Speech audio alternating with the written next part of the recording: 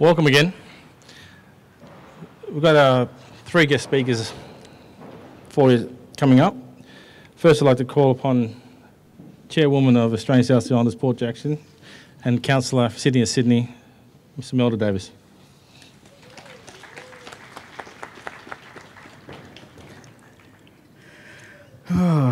This is the last leg of it, and it's just been incredible. First of all, I'd like to start by acknowledging that we are on Gadigal country. This land was never ceded, always was, always will be Aboriginal land. Gadigal people are one of the 29 clans of the Eora Nation. And I'd like to acknowledge Rowena for supporting and being a part of this journey today. It's been formidable work that she does across community, and all other Aboriginal and Torres Strait Islander families that are here today, acknowledging you all, our elders, also our Australian South Sea Islander aunties and people that have travelled to be here today and participate. City of Sydney, big ups to Tim and the team and staff that are here today, Emma Rigney and Kirsten, for your great contribution in making all the last few days of events happen.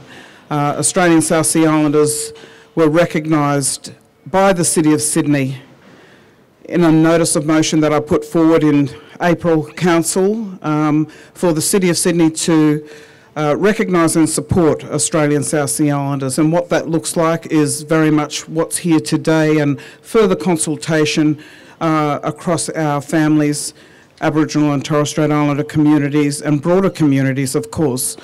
So we look forward to working with everybody, to, I guess, tell the truth of the nation, really emphasise those forgotten voices, and sit strong, as we always have, with our Aboriginal and Torres Strait Islander families. We have an evident kinship. This slave trade saw 60,000 men stolen from their Pacific Island homes and brought to Australia to work in the cane fields, pastoral, maritime, bush lamar industries across this nation. And New South Wales this year is 175 years since Benjamin Boyd Road, Benjamin Boyd National Park, celebrated entrepreneur, brought the first of 200 of our people to New South Wales to slave alongside Aboriginal, Torres Strait and Maori peoples in Eden, New South Wales. But we don't know this history. This truth isn't told in our education systems, and everywhere we go, we keep talking about the same things. Our politicians, our leaders of this nation don't know this deep-seated history. Our own communities don't understand this deep-seated history. So this is why it's so important for us to take control of the narrative. And this is very much what representing Australian South Sea Islanders looks like. As Danny said, 1994 saw us recognised as a distinct cultural group in this country. I'm very grateful to the councillors of the City of Sydney, and in particular Lord Mayor Clover Moore, because we've collaborated for many years, and I see Michael Chapman up the back has made great contribution to the Australian South Sea Islander recognition, travelling with us to Mackay, Queensland. That was full swing. But anyway, but it was good, and supporting continually, still today, some 10 years later. Thank you to so many people here today that have advanced the cause. Dr. Vicky Greaves was a part of that journey as well, weren't you, sister? And so many other people. Politics and colour. Where's Kat Hanaway? Because she was deadly. She's been really instrumental in supporting and encouraging people black women to get involved in politics. And I just want everyone to think about that, like what that could look like for us as leaders of our communities. We've got some wonderful speakers here today to share unheard voices, Dr. Sonia Pearce in particular, Uncle Tat Wildboat, Kaya Obwaji, and anyone else who wants to share today. Please join us. We'd like to recognise our Solomon Island families here today as well. They're going to be performing for us, and the One Talk Solomon Sydney dance group, and also Toby Cedar, the Bullers family belong us, and the Tweed mob that flew in, all the aunties, you know, it's such a wonderful achievement, and I just see so many familiar faces here, and thank you so much for the support, and we can do this together. You know, Ullaru's statement from the heart is something that's, you know, really exciting for our communities, and I just ask our Aboriginal and Torres Strait Islander families, kin, leaders in that space to consider the narrative and how do we work better together, because we are here 175 years of existence. So I guess, you know, we need to sit down and embrace each other, and First Nations communities have taken in South Sea Islanders since inception. You know, home on those plantation stations, missions, reserves, you know, key places such as the Torres Strait, St Paul, key places such as Palm Island, key places such as those Kanaka missions all across far north Queensland, Tweed River. You know, these are locations where we were absorbed under Aboriginal Protection Acts of the 1930s, hence the dual and tricultural heritage. You know, it's something that we need to really embrace, and together we are stronger, yeah? So if no one's to be left behind, if we're looking at the Pacific Step Up and our families in the Pacific, because we're descendants of some 7 islands, Vanuatu, Solomons, Fiji, Kiribati, Tuvalu, PNG, New Caledonia, just to name a few, yeah? That's the bloodlines that run today. That map here represents some 800 routes over a 40-year period that brought our people to this country. We've forged families within Australia. This country bears witness to the blood of our people. My grandfather, my mother's father, was 12 years old, stolen from Vanuatu. My great-grandmother was 14, stolen from Umbai. And that's a reality for a lot of us here today. But I just want to say this is a great day. I want to acknowledge Australian South Sea Islanders Port Jackson Board. Deadly. Danny Togo, the Togo family, everywhere. Also Maku, who was here initially in the beginning when we first started out. Thank you, Tumas, for your constant, and my family, of course, my kids, and so many other familiar faces here. So let's get on with it. Thank you, Tumas.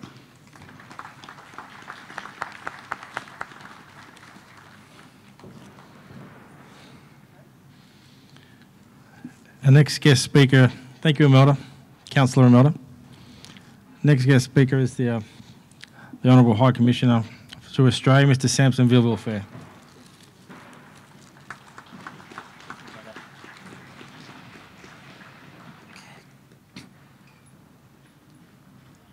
Thank you, Danny. Before I begin, I would like to begin my welcome to country in Bislama. I think I've said this morning, Bislama is the language that was created in sugarcane plantations in Queensland and New South Wales with all the Australian South Sea Islanders that were there at that time. And as you know, we come from various countries in the Pacific and we speak different languages across the Pacific. The Pacific, it is understood that the Pacific speak 1/5 of the world's language. And so there are 6,000 something languages across the world, and 1,500 of them are spoken in the Pacific.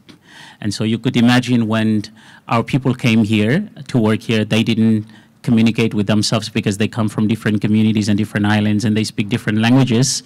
And so Bislama was created in the plantations so that it enables them to communicate with each other. Today, Bislama is spoken by more than 10 million people across the Pacific, especially in Melanesian region. So I will do my acknowledgement to country in Bislama. Mi wantem statem tok tok blong mi Tede blong pem respect blong mi golong ol kata custom man mo woman blong nasara wa yumi stop blong hem today. Ol kata people blong garigal blong nation blong yora.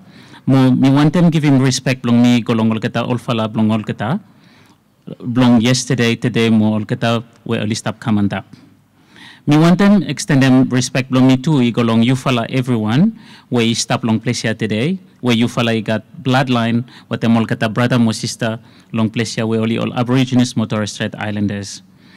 Mo mi wantem talam pik fala thank you lu fala where you fala stop today lo place here. I will forever be indebted for the safe passage across this country because the ancestors have accorded to me because the ancestors have accorded that passage to me during my journey here in Australia. I also want to call upon my ancestors as traditional leader of the Big Numbers on the island of Malekula, Vanuatu, to guide me and help me as I navigate through my journey here in Australia. I would like to extend my deep appreciations to all Australian South Sea Islanders, elders, past, present, and emerging, and those that have dual or tri-cultural background and share bloodlines with our Aboriginal and Torres Strait Islanders family.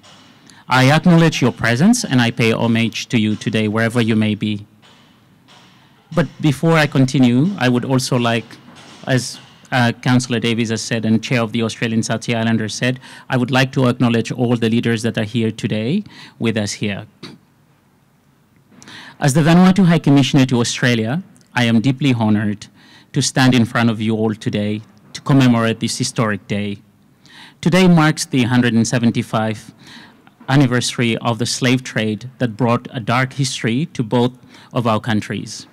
It is estimated that there were over 60,000 Pacific Islanders, mostly men, from Vanuatu, Fiji, Kiribati, Tuvalu, New Caledonia, and PNG, and where most of them were forced to come and work in Australia, especially in Queensland and in New South Wales.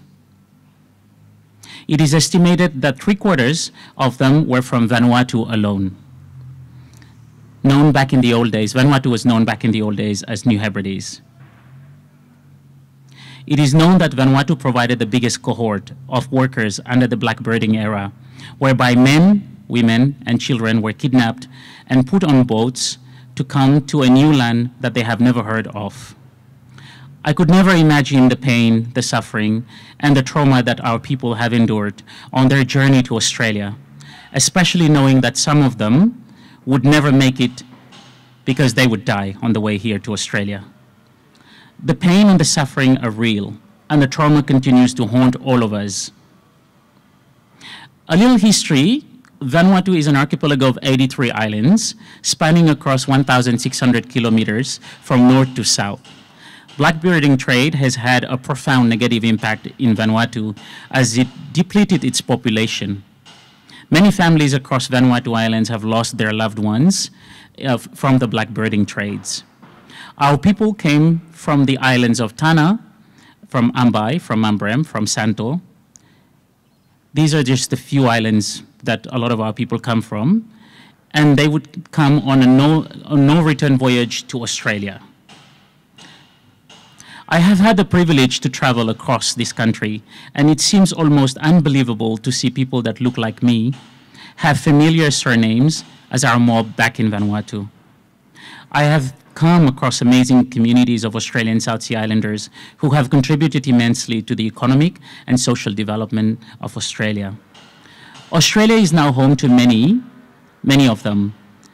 As I sat and listened to their stories, I would discover great pains that families carry with them in terms of not knowing their family history or where they belong to in Vanuatu.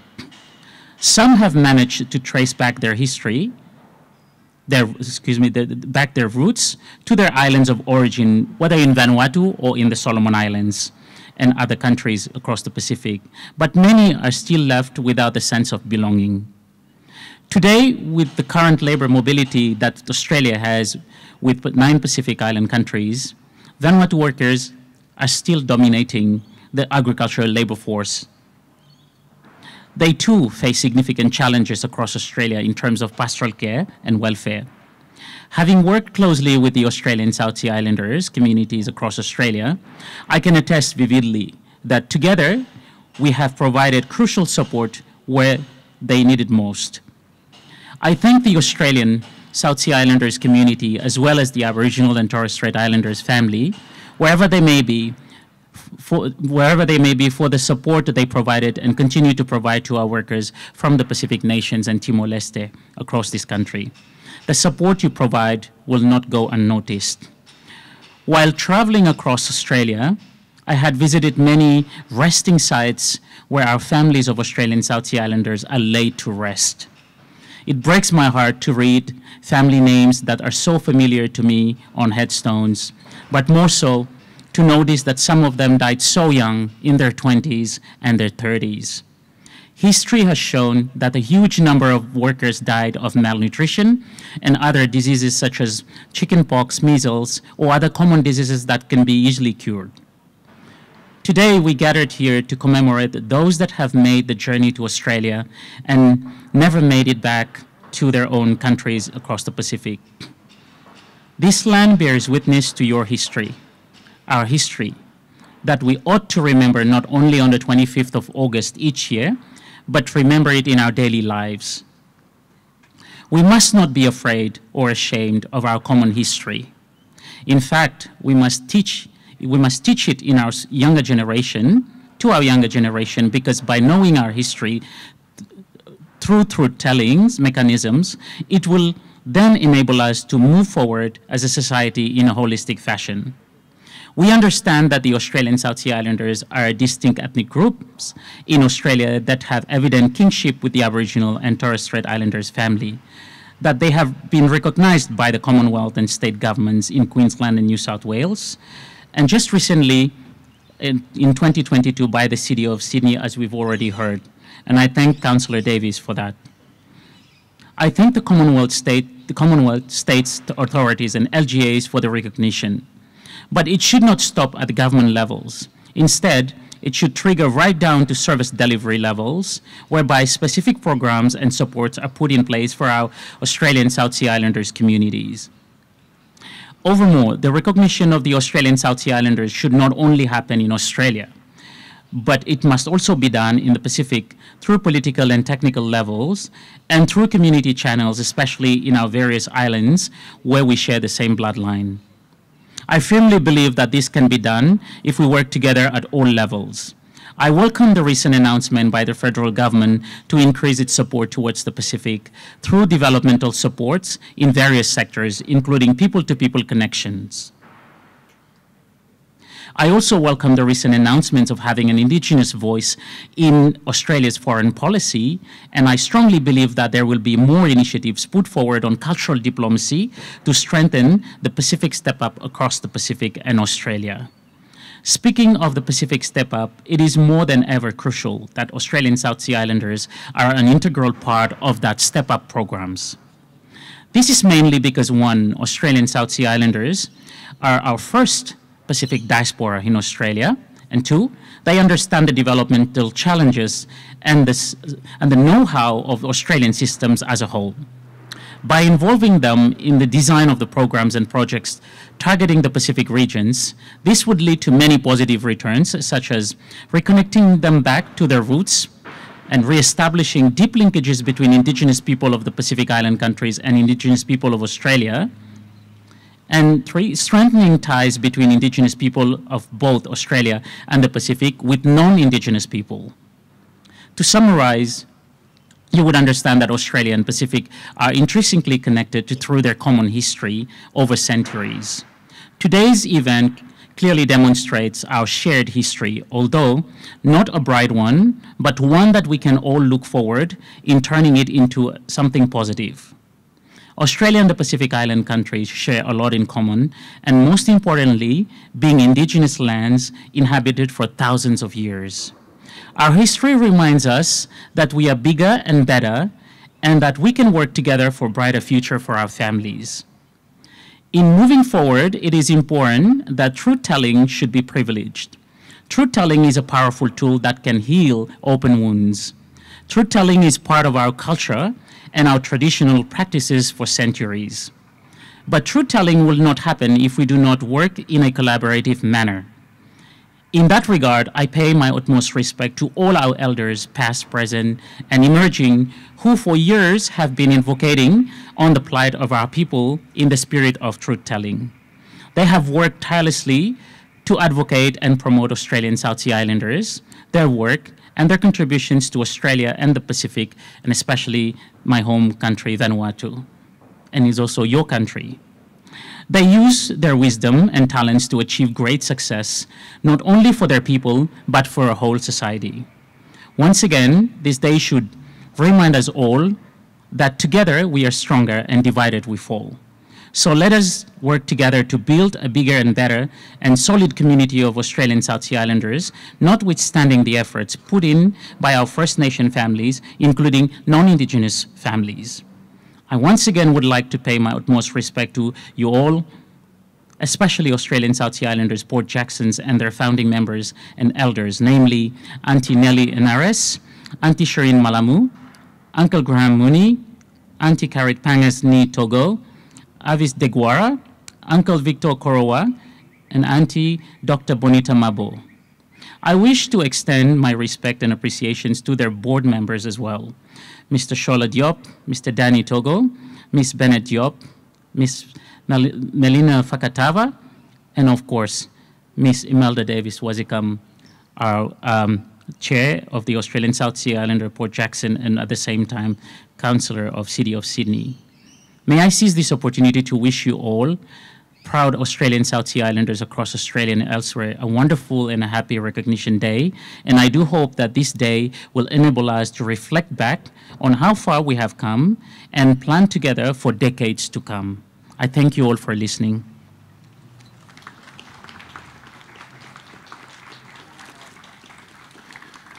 Thank you to the High Commissioner. Just want to say on behalf of Port Jackson, just Australian South Sea Islanders everywhere, thank you for your tireless efforts just in the seasonal workers program and just the advancing, helping us Australian South Sea Islanders being recognised. You're unbelievable. Thank you so much.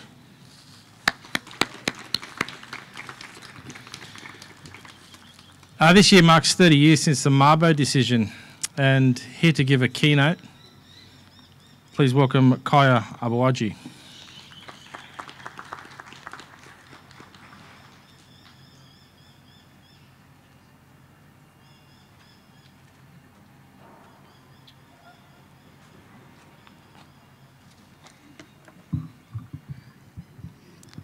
Hi.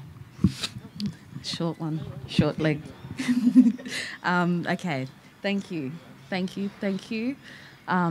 First, as is the appropriate protocol, I just want to acknowledge and let people know that the names of deceased persons may be used in this talk. Today I've been asked to share the speech I wrote recently about the commemoration of the 30th anniversary of the historical Mabo decision. And part of this talk includes some reflections about the tricultural connections and kinship share between Aboriginal, South Sea and Torres Strait Islander families. But before I begin, I want to acknowledge the Gadigal people of the Eora Nation, who are the ancestral custodians of the land, this beautiful, sacred country where we meet, which I've had the privilege and good fortune to be in this place. It is with my deepest respect to the traditional owners that I want to acknowledge their ongoing and their continued connection to this place. I pay homage to their unceded sovereignty, for it is the erasure of their presence, the erasure of their history, the erasure of their stories, their customs, their languages, their ancient Indigenous knowledge systems, that this site here that we're gathered in is also complicit within the occupation of their ancestral lands that enables us all to be gathered here today. I want to place particular emphasis on the ongoing process of gentrification in the Waterloo-Redfern area, the black heart of our nation. here, the final frontier in the continued dispossession of Indigenous families and communities. I pay homage to the righteous indignation of the many generations of families, activists, leaders and intellectuals of the Aboriginal community here in Redfern, and acknowledge their fearless and fierce continued Black resistance in the fight for freedom and justice in this country. I will be forever indebted for the safe travel and passage that their ancestors have afforded me and many other blackfellas as we come across the lines and generations to gather, to connect, to organise and mobilise in the political heart of Australia and the home to Black political resistance for sovereignty and land rights. I also want to take a moment to ground and call into this place and speak into this place my own ancestors and ask them to be here with me in this moment and to help speak and inform this process, a sacred act of reciprocity and kin that connects my ancestors with those of the custodians here upon where I stand.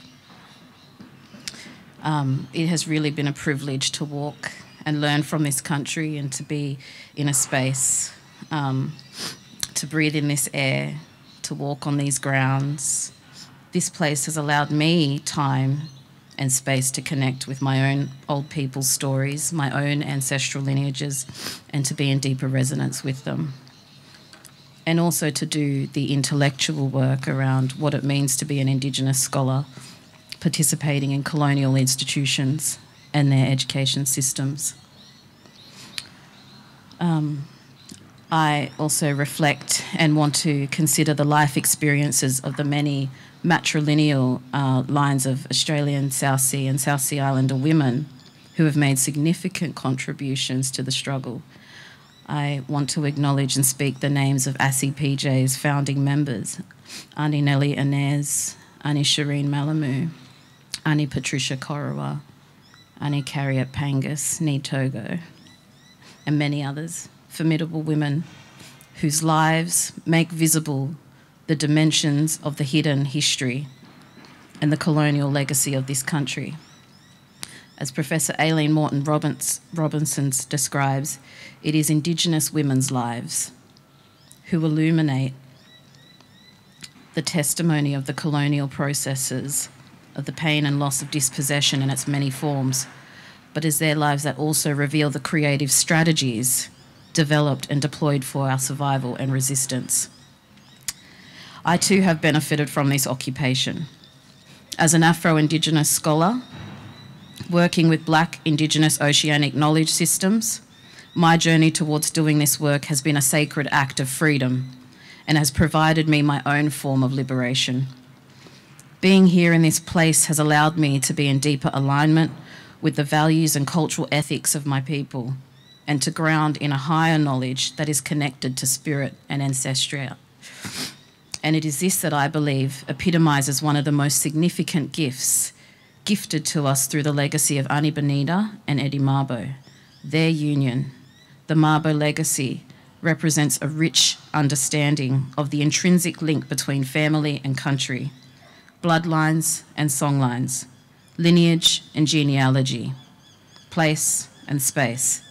The reciprocal and the synonymous relationship between these two ideas, family and country, form the basis of Black Indigenous cosmologies, our existence and our knowledge systems. This is something that Uncle Koiki knew and laid before us a footprint for future generations such as myself. And it is this knowledge which provided the grounding and the fortitude to endure in what was demonstrated in that landmark decision, a watershed moment from one of the highest levels of law in this land. Now, in honouring Mabo, I could come and talk to you about the legal, socio-legal analysis of the importance of this development.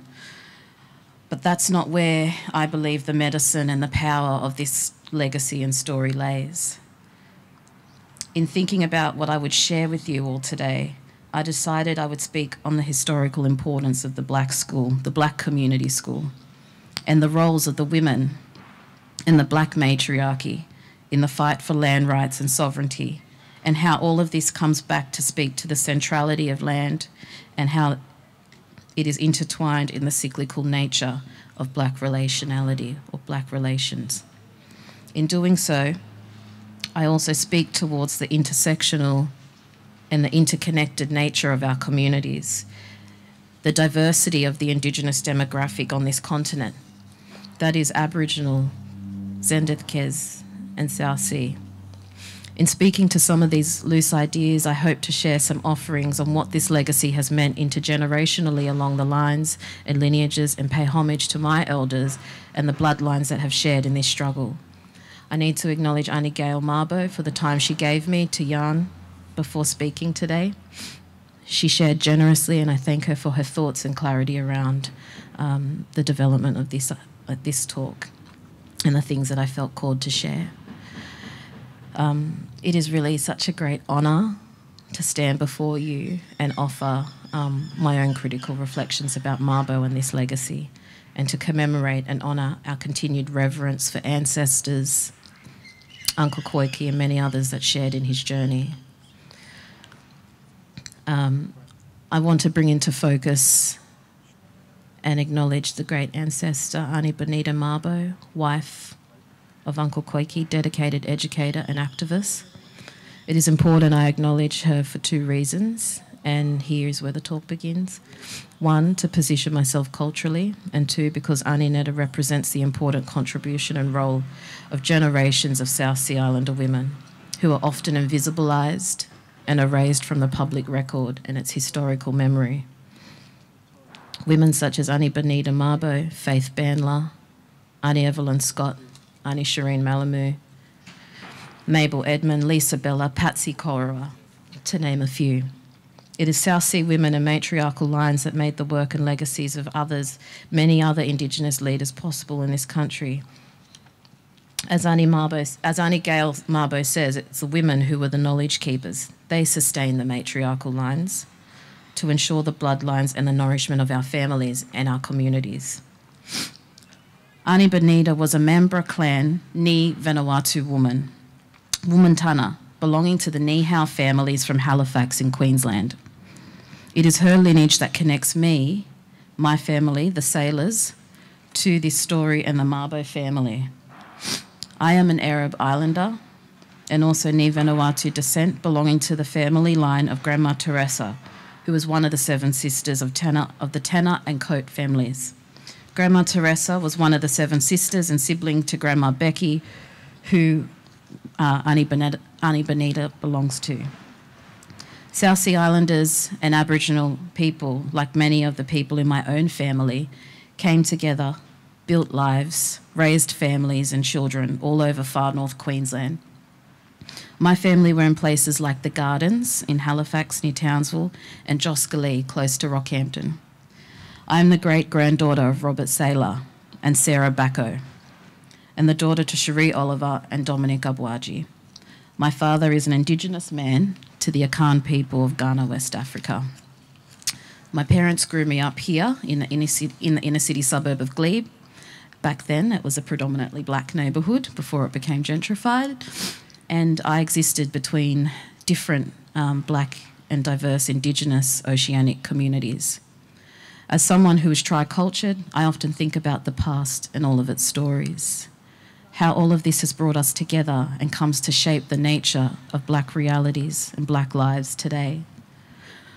The one thing that remained clear to me, and that was central and consistent, was our connectedness. It is important that I position myself culturally so as to respect the protocol of rightful relation, and then only to speak from my positioning as belonging to a particular place, group and lineage of historical kinship. And although I belong to a particular place and a particular people, it was important that I sought the appropriate permissions to speak on these things as well. I share with you all my bloodline, also with the intent to provide an example of just one of the many intersectional and interconnected family bloodlines that connect Aboriginal, Torres Strait and South Sea Islander people together in genealogy, kinship, country and black politics. Growing up, the cultural kinship shared has always been a conscious part of my life. Knowing who I belong to and the ways in which we connect is something that is always on my mind, because I am searching to understand the interior lives of my ancestors. Other family names of great significance that represent these intersecting bloodlines of Aboriginal, Torres Strait and South Sea include the Marbos, Scotts, Sailors, Stanleys, Bishops, Thompsons, McGuinness, O'Shanes, Millers, Price, Louis, Illan, Houlihan, Clays, Smallwood, Weimar's, Passy, Tappan, Tallis, to name a few. Thaidays, Backos, Kyles. There are many more that I haven't mentioned.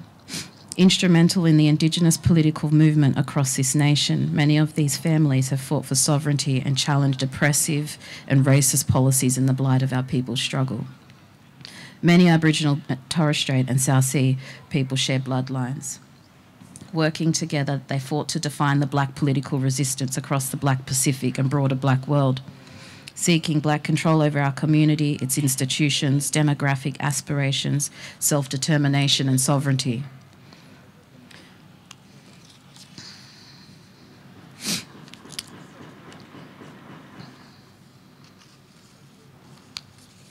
Aboriginal, Zendakesian and South Sea Kanak people are also brought together and enslaved by race-based policies of segregation and assimilation.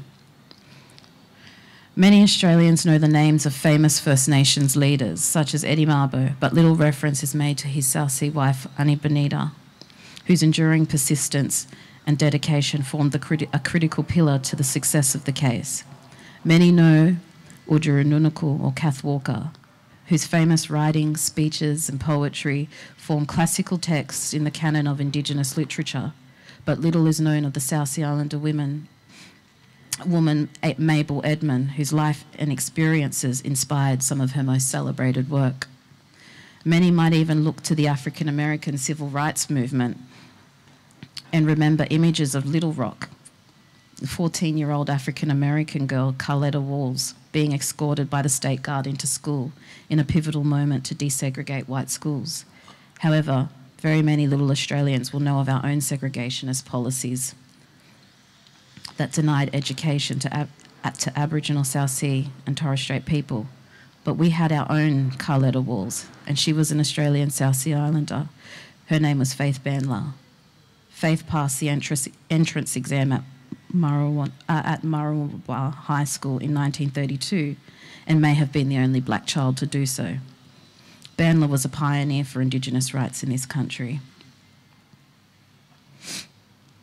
Her legacy continues and is the work undertaken by groups such as the Australian South Sea Islanders Port Jackson. There are also many new First Nations leaders that proudly carry this intersection, such as Professor Chelsea Wadago, Amy Maguire, Kevin Yaoyi, to name a few, whose works in critical Indigenous studies continue to advance the next wave of critical black consciousness. However, our story has not always been without complexity nor fragmentation. This complex history has played out in many forms of racialised violence, including violence perpetrated amongst ourselves. For someone like me, the intersectionality of black, Indigenous, oceanic demographics demonstrates that knowledge of self cannot be separated from the methods of Indigenous governance, law, reciprocity, and communal obligation, and that the pursuit to know or return home to oneself, no matter where in the diaspora you are, must be done from within a cultural base. And this cultural base is the framework that comes out of Indigenous wisdom, ancestral knowledges, our concepts for an interconnected Indigenous oceanic reality, based with an understanding of the relationship between family formation and country, as Warramai historian Victoria Greaves explains in her work on the Aboriginal family. Mabo recognised the primacy and the synonymous nature of these concepts, family and country. This landmark case for me was about the importance of land, the agency of the land itself, and the intricate ways that it links family, genealogy, history, and knowledge. When I spoke to Arnie Gale, She talked about matriarchal society within our bloodlines. She said, in Island Way, women were the story holders because they held the responsibility to raise our future leaders. She spoke at length about the importance of understanding our bloodlines, the interconnectedness of these bloodlines and the ways in which we connect. Knowledge is something that is rooted in and anchored by the important role of women.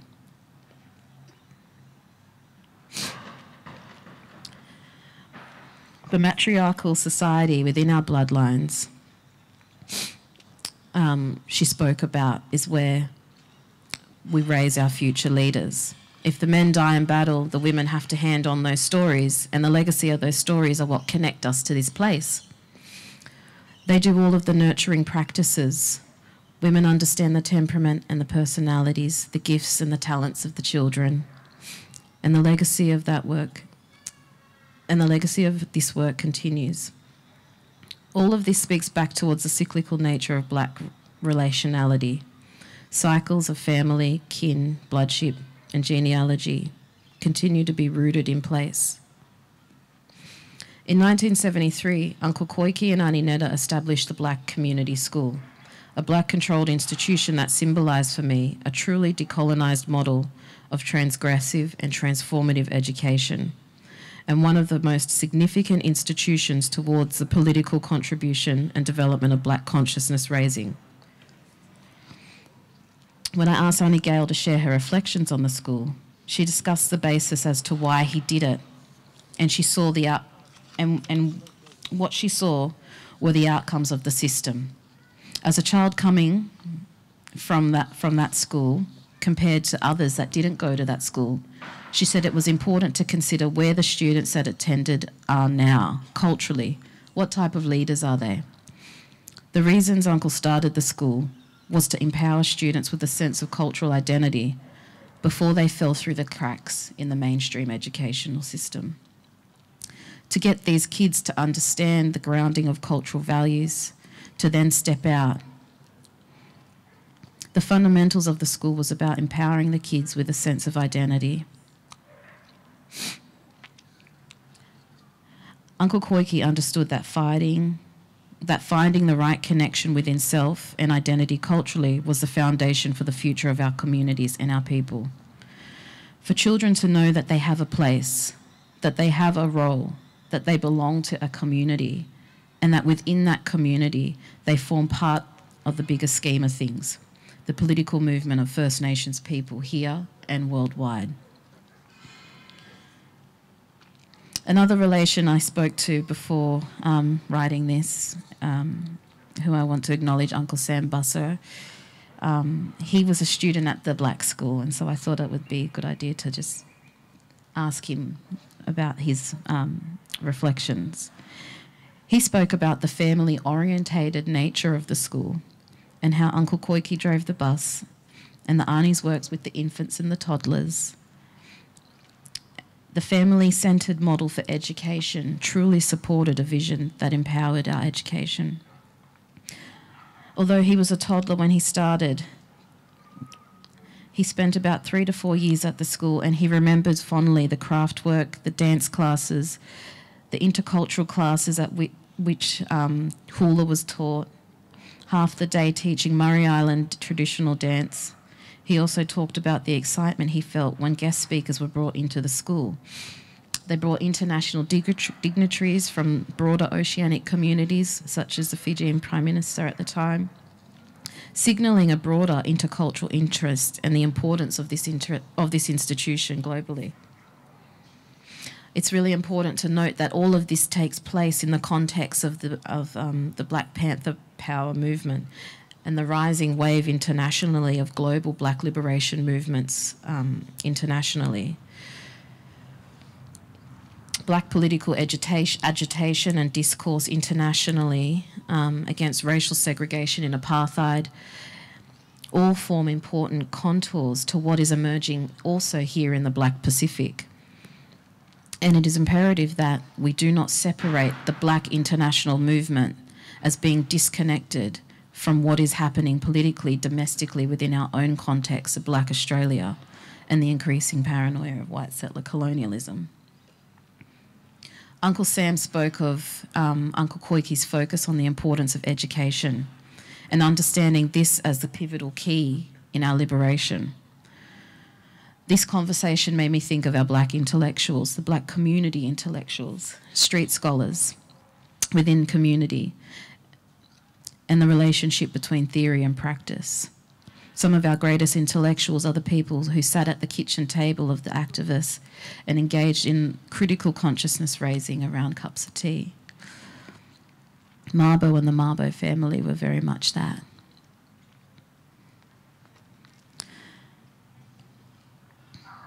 As an early career researcher, it has been made apparent to me that my role here is not only to critically deconstruct the Western canon of knowledge about us, about the Indigenous other, as Karen Martin says, but to also creatively reconstruct it. Therefore, making research a tool for reclamation of Indigenous knowledge, sovereignty, and healing. Research is increasingly being taken up by Indigenous people for its capacity to offer justice, healing, and transformation. Also to engender expressions of sovereignty, and in particular, sovereignty over our own knowledges, but also to bring our old people, our ancestors, our family and kin back into vision with the histories that have often erased their humanity and their complexity.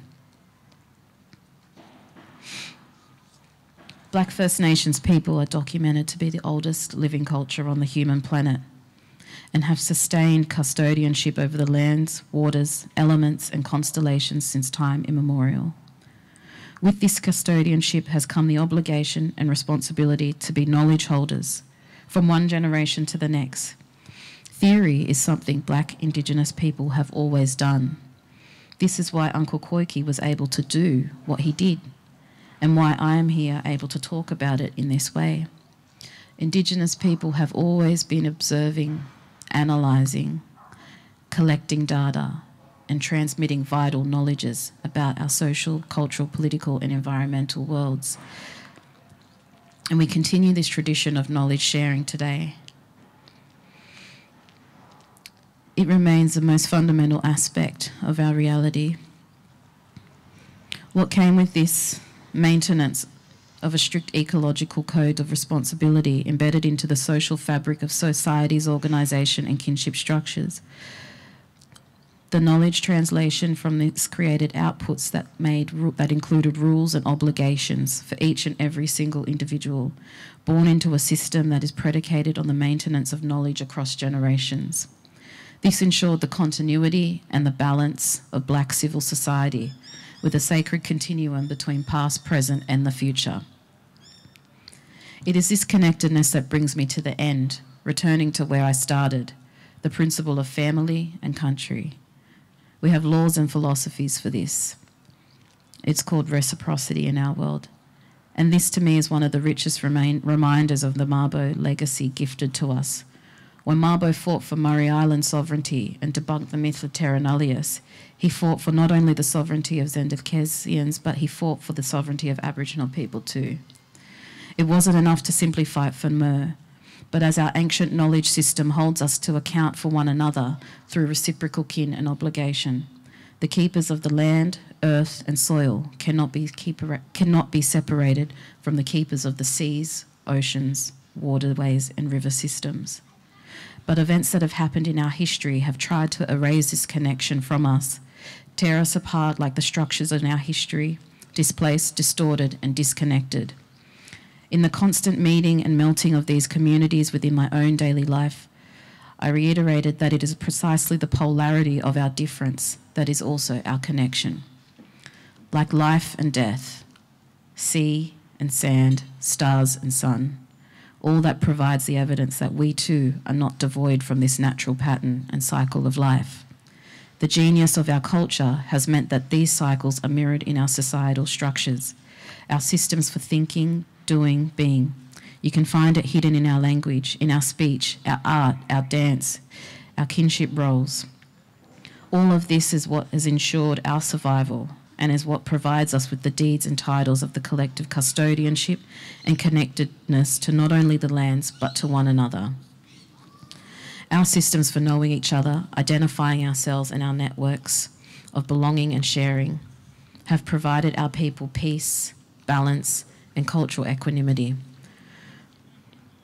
From the moment of imperial inception, the settler colonial project has sought to conquer, categorise, divide Aboriginal, Torres Strait and South Sea people, separating, categorising and dividing us just as they have done the lands and the waterways for themselves.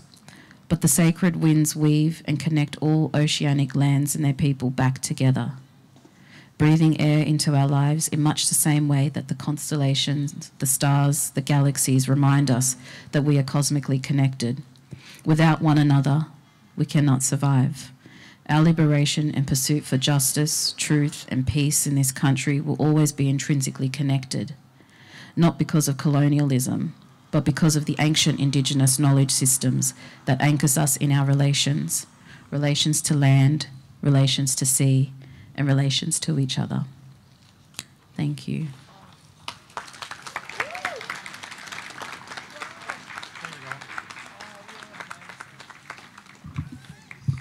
Thank you, Kyra. That was amazing.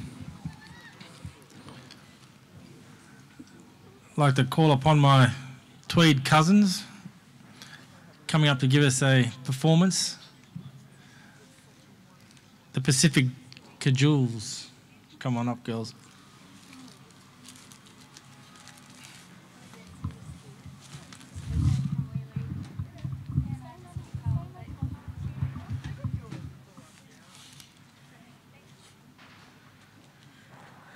I don't have my watch on. Okay, I think it's afternoon. Good afternoon, everyone. My name is Brandy. This is my auntie Talisha and my sister-in-law Leilani. Auntie Talisha and I are fourth and fifth descendants of the blackbirding, and Leilani was born on her mother island, Tatuba, near Santo in Vanuatu. We're going to start off with a Polynesian dance. Our aunties and our great aunties dance Polynesian. So we wanted to pay homage to our family history and the way that they dance. So we're going to do a song called Pacific Colours. We're also doing this to pay respect to our Pacific Island brothers and sisters.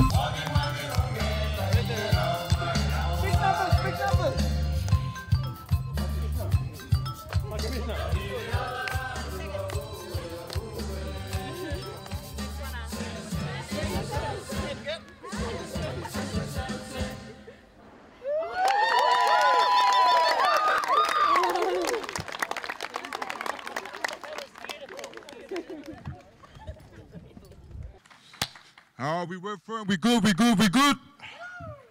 Yeah, there we go.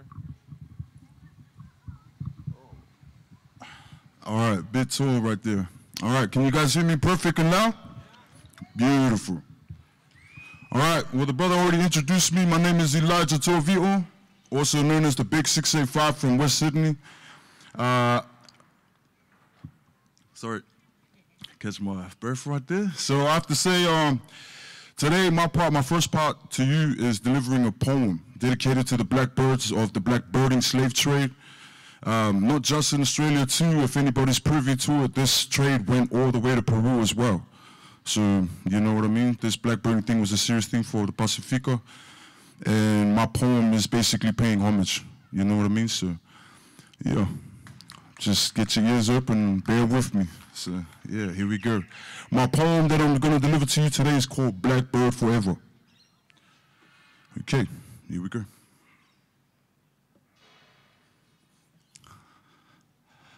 They said, let us pray.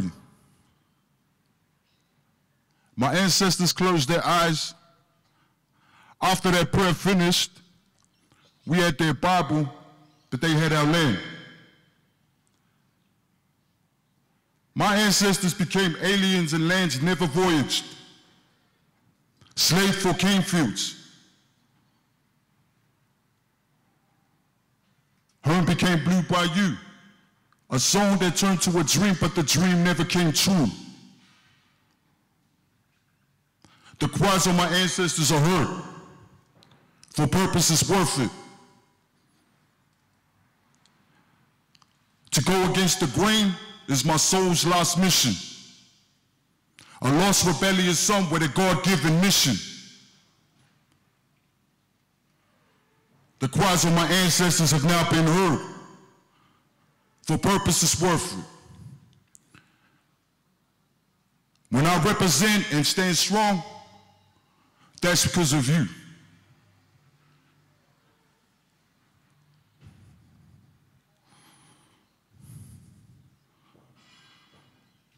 I walk with my head held high, with no fear.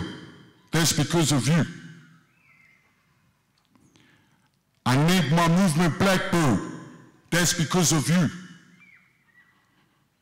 I scream Pacifico first. That's because of you. Blackbird in the trade, Blackbird my name. I took what they labeled us from acts so treacherous. I resurrected the slaves, forget riches and fame. My ancestors' tears never dried, so who's to blame? The cries of my ancestors have now been heard. Your son collected your tears, your fears, and used it to blossom a broken rose from concrete. Blackbird forever, forever Blackbird. Long live the Blackbirds. Thank you very much, Redfern. Now that concluded the first half of my performance. And you know, the brother just said before he introduced me, I'm a musician. But first of all, I just want to give my thanks to the traditional owners of this land. I want to give a big thanks to my ancestors, the Blackbirds. And basically, I just want to say thank you to everyone who turned up today, because without you guys, this is not possible. So yeah, let's keep making this bigger and better. So give yourself a round of applause for making that effort. And I'm going to bless the stage. Right. Check, check, check. Check. Okay, so the first, I'm a hip-hop rapper, so you know what I mean? I'm an old school artist. If you like pop, Biggie, South, whatever, I'm your man. And out West Sydney, they know me as the Big 685. So yeah. So my first song is going to be West Coast Party. And this was the first hit I got recognized out of my city. So without further ado, let's get to the music, baby. DJ! Check it, check it, check it. It's going down, need the SYD. West side, baby, that's where you find me.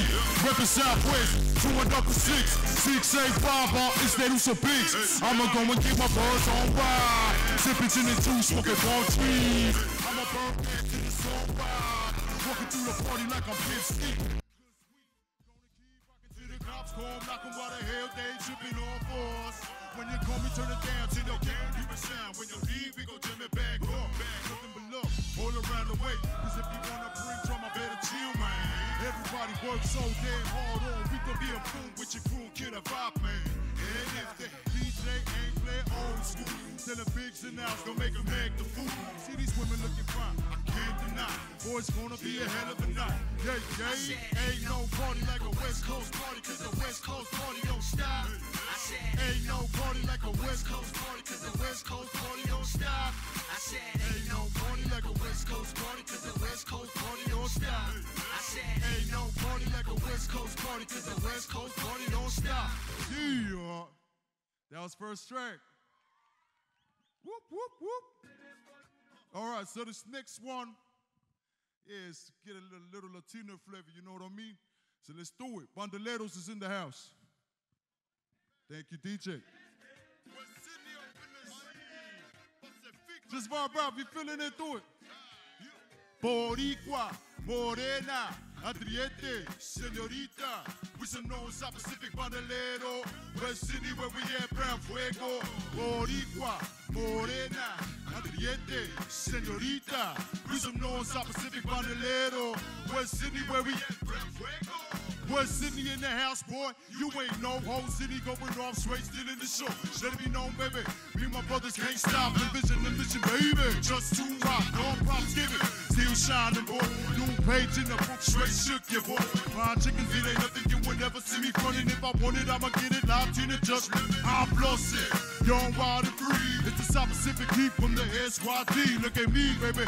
Definition of trip. Representing my city, giving a damn how they feel. When it's all said and done, stay true to the real. Got on Tommy Diablo, out of my grill. We so bigs, baby. On the ground, baby. No slack, no lack, walk mine, baby. Adriete, señorita. We some know South Pacific bandolero. West Sydney where we at, brown fuego. Boricua, morena. Adriete, señorita. We some know South Pacific bandolero.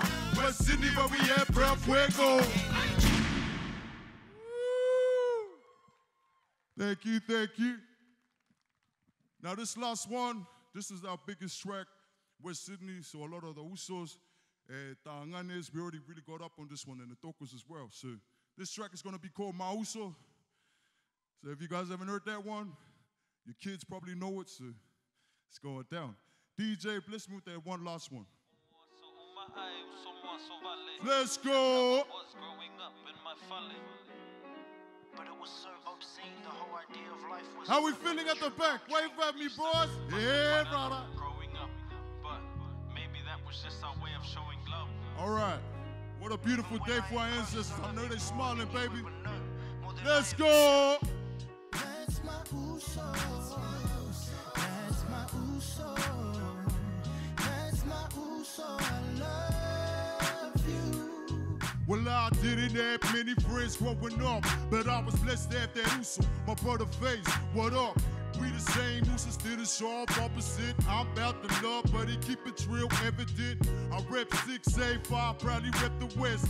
That's the place where I met my brothers to the depth. Remember the real talk that I say when I'm drunk, like we gon' get it, we'll be living it up. On guard, wouldn't trade my Usos for a million, even though we had downs. I would go against any fruit of dirt in the gutter. I slave for my brothers to sing. Cause for Waliki, I love you, my doko uwa. That's my Uso. That's my Uso. That's my Uso. That's my Uso. That's my Uso. I love you. To the grave Uso. That's my Uso. That's my Uso. That's my Uso. That's my Uso. That's my Uso. I love you. To the grave Uso. All right, before I go out of here, I just want to say thank you for having me. Thank you for being good. And where's Auntie Davis? Love you, Auntie Davis. Thank you for having me. When life don't treat you fair, I'ma never disappear. Cause you're my brother, I got you. Thank you very much.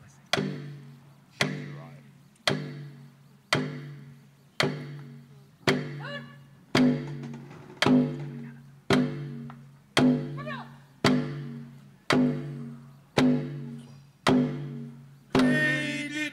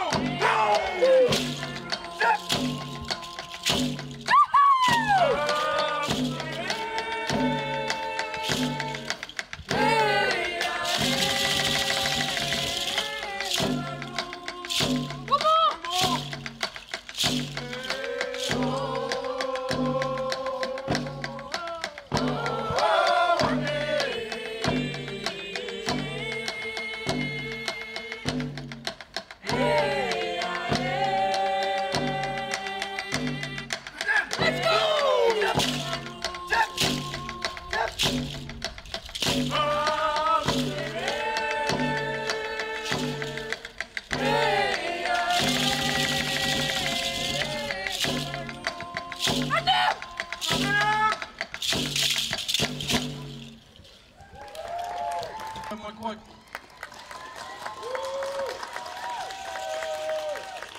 Thank you, ladies and gentlemen. Thank you. We've got another performance for you. Ladies, you ready? And gentlemen. Give it up for the Wontok Solomon Island Titty Dance.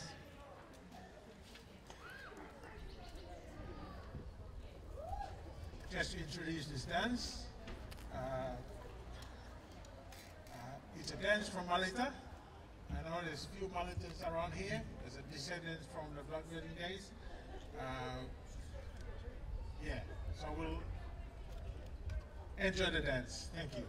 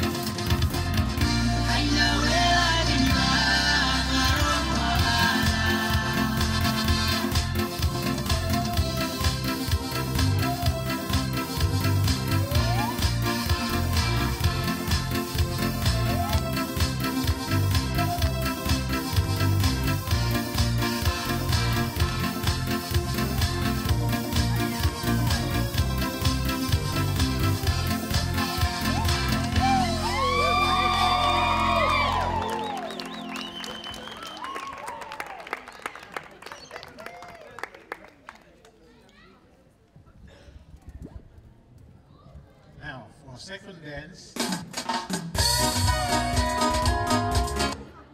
Now for our second dance, it's called Billy Kiki. And whoever comes from Malita, I've asked you to come and join us. And we had a privilege of dancing this dance because one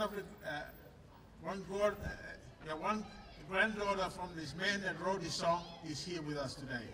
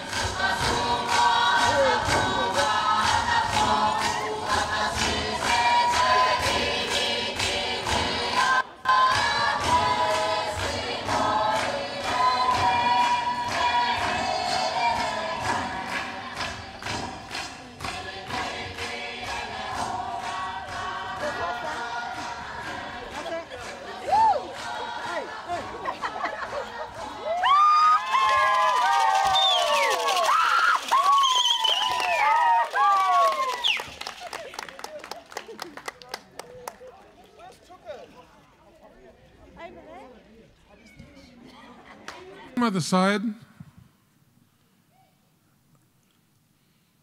her last name is Reuben.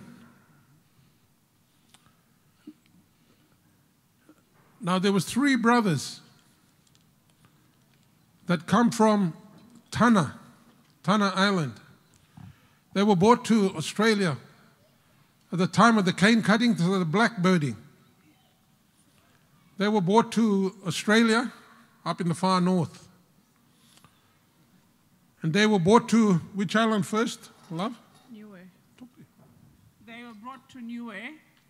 I don't know where that story begins from, but I actually met a cousin of mine. Most of you would know him by Dujon, I think. And he was saying that his great-great-great-grandfather brought them from Niue Island to Moa, and into the Torres Strait, Moa Island. And from there, they went out to the east, west, and the central island. Yeah. So when they got to Australia, they didn't want to be known as brothers. So what they did was they took their first names as their last names. So we got Reuben, which is my family, on my grandmother's side. Then we got Yalla. Yalla is... My great-great-grandfather. So Sister Joyce? That's right. So Yalla is my wife's family. You know? I'll tell you the story that'll make you laugh after. But brothers, Reuben, Yalla, and there's another one, Lowwater. Now Reuben went east, married, went east. Reuben went to Darnley Island. Yalla married, went west, Badu Island. Lowwater married, went Central Island, St. Paul. St. Paul Island. Which one? Central, they went to Oh, Masig. sorry, they went to Central, Masig Island. I'm getting too excited about the culture. Yeah, getting too excited. When I talk about the culture, I get excited. Sorry, my sisters, but you just want to hear a story first? Now the story, you're wondering why, because I heard a lot of laughs. Reuben, Yalla. Brothers. She did it. Always blame the woman. But anyway, this is what happened. I'll tell you the story. We met on a blind date. How's that? We met on a blind date. So one of my sisters come to church, said to me, Tad, there's a girl want to meet you at the nightclub on Friday night. Her name is Ellie Sekanaya. And I said, oh, sounds good, I'll be there. But little did I know that she also told nine of my brothers. So 9 of us turned up there to meet this girl.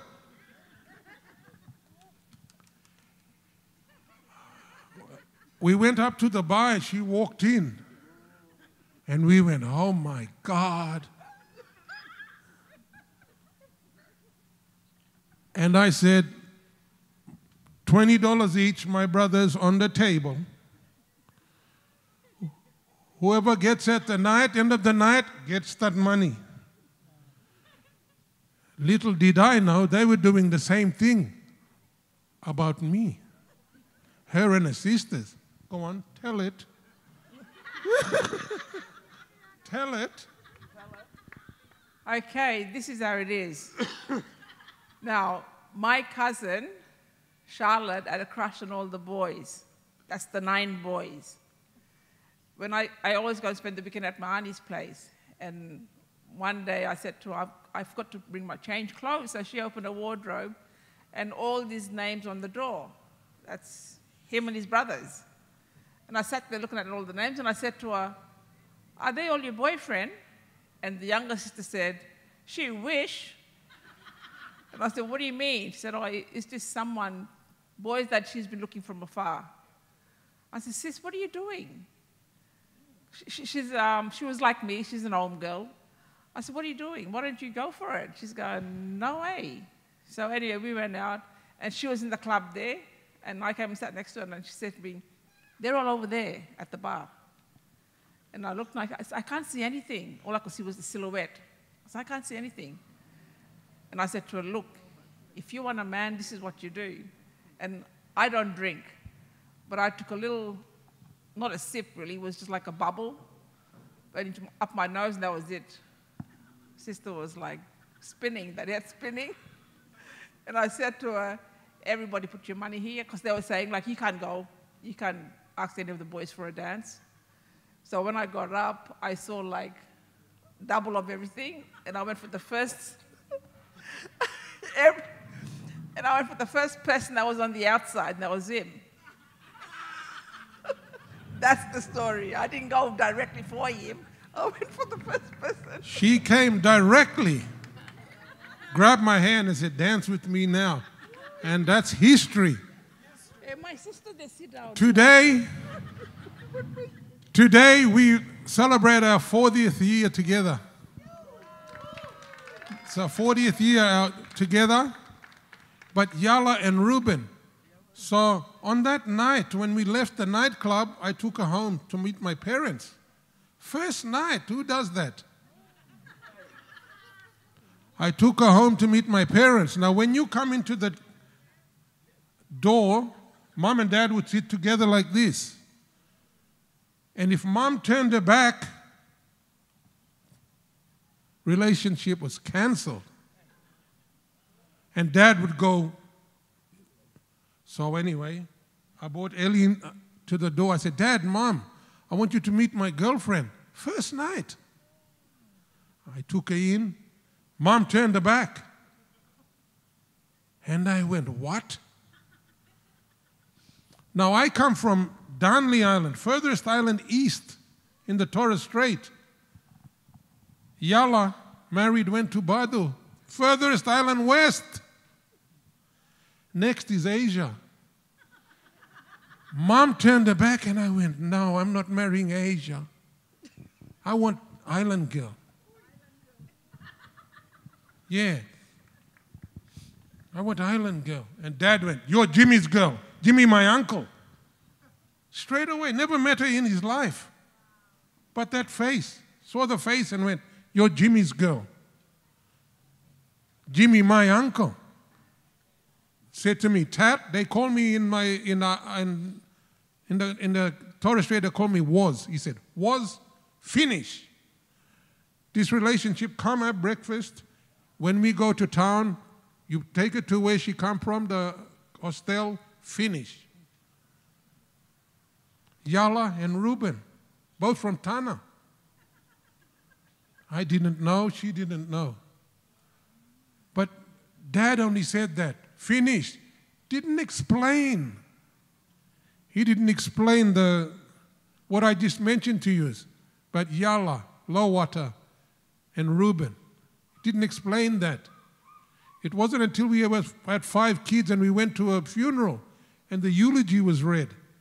And they talked about the connection. And we looked at each other and said, you know, it's too late. 5 kids. Now, we have 12 children, 6 boys, 6 girls, and just from the first 5, we have 17 grandchildren. Only from the first 5, Yala and Reuben, 2 South Sea Islanders from Tana, brothers. And we celebrate the day today. What a day. Everybody give a big shout and clap, please. Thank you. My sisters, your turn. Hello. Oh, cool. Thank you so much. What a formidable story. Wow. And South Sea, all of us, eh? Yeah. And that's the thing. That's you know, the beauty of our history. It sits with the people. The oral history is our, you know, this is our academia right here. No one can change that narrative. This next formidable lady I met at Tranby College, Dr. Sonia Pearce, and she's done her PhD in telling her story. Is it grandfather? My PhD was on Indigenous women and setting up businesses, small businesses, in New South Wales. So I've done that a couple of years, I graduated in 2016. But my longer term story and what I've been writing is for my mother, is my mother's story. Both her father and her mother are Aboriginal and South Sea. On her mother's side, Johnsons, Linguadocs, Minikins, they're all our people, direct line, and they're Vanuatu. And on her father's side, here's Thomas Camore, and her people are from Solomon Islands, and he was taken. Our great-grandfather was taken, he was Thomas Camore, and he gave his name to our grandfather, Thomas Camore. We didn't get to meet him as children because our grandfather fought in World War II.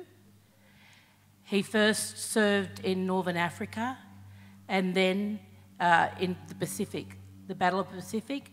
People would know that a lot of our people, Aboriginal, Torres Strait Islander and South Sea Islanders, all went and fought. Very little recognition of that until very recent days. And our pop, when he came back from Northern Africa, they didn't tell his mum nothing or family, so he went straight from the inaugural army barracks to New Guinea. And he died in New Guinea and they buried him in New Guinea. So one of the things that my elder sister and I are doing is she's set up, helped us set up a company, but she's working with women in the South Pacific, New Zealand, Fiji, New Guinea. We hope to start also a network in Vanuatu and the Solomon Islands. So we'd really like to meet you guys and to talk. That's just working with women to empower them, but also my little dream is, and I've been working with my big niece, Yatanka, is looking at setting up micro-enterprises for our women in particularly Australasia and the Pacific nations, and how we could go around that, around microeconomics, because we do know it does work. And these things are empowering. We spoke a little bit early before about the role of women, the young girl who was up here talking, and how they, you know, they're the glue that binds our families and our communities. They're the anchor to the big ships that go out, you know, our men and our young men. So this is my story, and what happened was my mother didn't meet her father, and many years passed, and these women, these South Sea Island women, walked into Gladstone on my mother's side, the South Sea Island meeting, and they said, oh, we're looking for Ruthie Johnston. And they all looked at one another, because that's her first cousins, her cousin sisters, and they thought, what are these women here for? And they said, no, we're her father's people. We're looking for her. Anyway, they wrote her a letter first. My aunties gave her my mother's address, and she wrote a letter.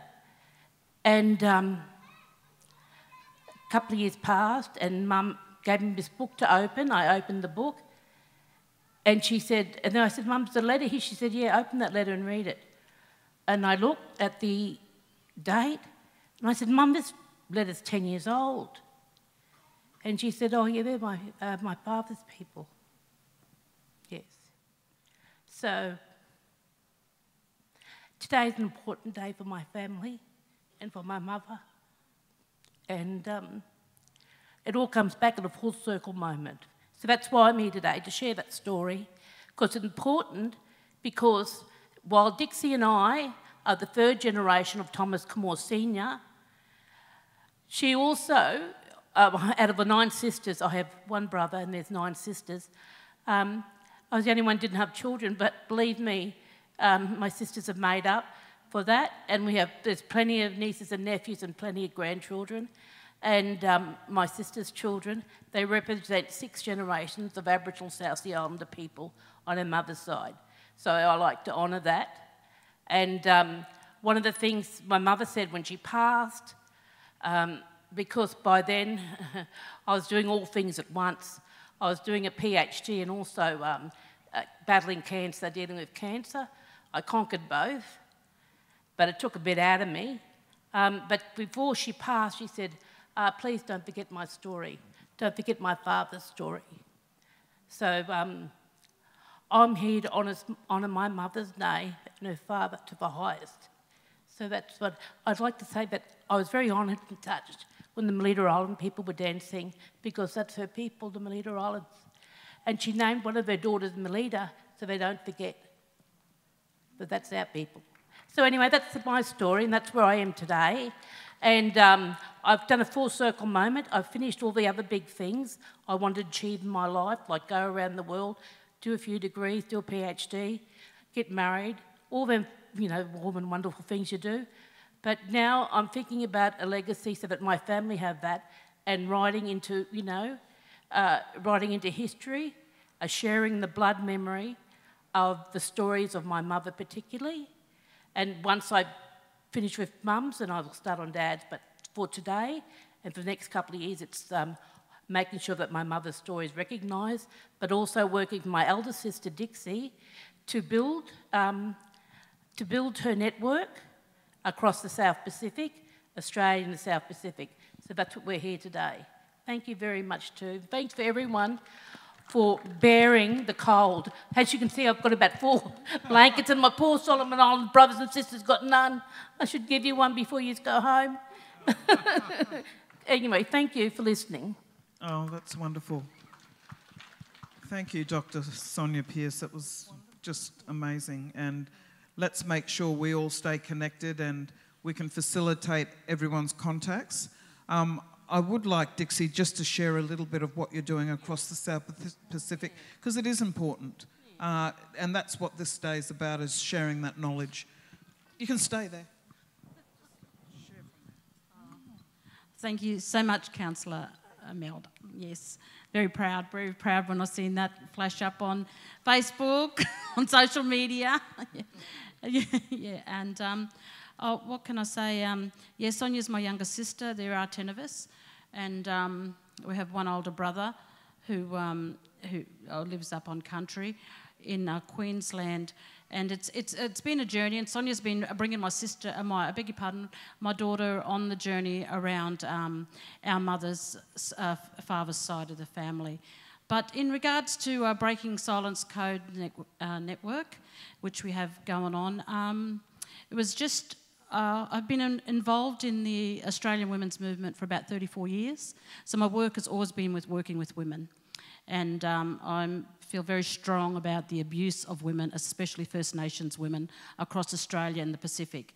So on various occasions, I would say probably for about 10 years straight, I attended the United Nations in, there's a special forum that's particularly for women across the world. So about 2,000 women organisations, representative of women, that attend this forum overseas in New York City. And so I met my friend over there. I befriended a wonderful woman in Aotearoa who's very strong in the women's movement. And so I said to her, you know, every time we come, there's no offence to any white people here, but there were so many white women talking about First Nations women's across the Pacific and Australia. We got our own conversation. We know what we do. We know how we hold families together. We know how we address abuse in our communities and how, and you know, sometimes things aren't working, but at the end of the day, we have a long, long history of trading information and resources. And that is way before colonisation here in Australia. So, and in the Pacific. So about 2018, I said to my mate, I said, oh, come on, we've got to do something together. So we just thought, oh, I'm going to get a little forum together. So I ended up going out to... now, remember, I had no money during all this. All I knew was how to talk up to people about woman stuff. So I got out to the... people may be aware of someone called Dr. Megan Davis. So she was out at the UNSW. So I said, Megan just got... I think she just got the Chancellor position out at the university. I said, no, I do know her. And I said, Megan, do you think I can have a talk to you? I just would like to get a little gathering of women together. And she goes, okay, Dixie, I just got this new job. Give me 3 months. And to her word, 3 months later, we met. Then she put me onto this particular faculty in the university called the Gender Violence Research Network. So I started running a couple of ideas by them. And before we knew it, we had our first gathering here in Because She Can. So the Gorang blood in me reared up. And Because She Can, the year 2018, at the UNSW, we ran our first Australian and Pacifica Women's Forum, and it's about breaking the silent codes of sexual abuse and domestic violence. So straight off the bat, that's what we're going to talk about when you walk in here. There's no not, you know, avoiding it. No, we're going to say it this way, that way. We're talking straight up at the impact that it's had on us by, you know, what's happening in our families, our communities, by authoritative bodies and colonisation and religion, and how it's held us back from a lot around telling our stories our way and healing our way. So it's just been awesome. From there we went to Australia, then sisters from Fiji. They ran their first little open day over there in Nandi. Then we had a big one over in Aotearoa outside of Wellington, which was just absolutely awesome. Then from there we went up to Brisbane, what's that? Fiji, Brisbane, New Zealand, and yeah, 2 weeks ago I just come back from Fiji, where it was more open to everybody. So we went to a wonderful village called Sambetta Village, just outside of Nandi, huge place, and they hosted the forum there. It's this doesn't belong to me, it belongs to us women, about healing and doing things our way around sexual abuse and domestic violence. How do we support each other? And you know, it was really awesome to hear some of the stuff that's going on during COVID. COVID hit everybody. It's a pandemic right across the world, and it you know, it hurt, it killed, you know, left people really with a lot of nothing. Well, what people like to think a lot of nothing, but the resilience, that wonderful word and that action that's been played out in the Pacific during this whole time is just, I can't even explain it. It's very humbling. It's, you know, it's just been wonderful. So that's a little about breaking silent codes. Our next session's going to be probably, they don't know it yet, but she does know it. My sister up in the Torres Strait, Olive, we're going to do something up that way. So anyway, that's us. If you are interested in supporting anything around First Nations women being the, what can I say, being the keepers of their own stories, let us know. Thanks so much. And last but not least, one of the biggest Kanaka families in Australia.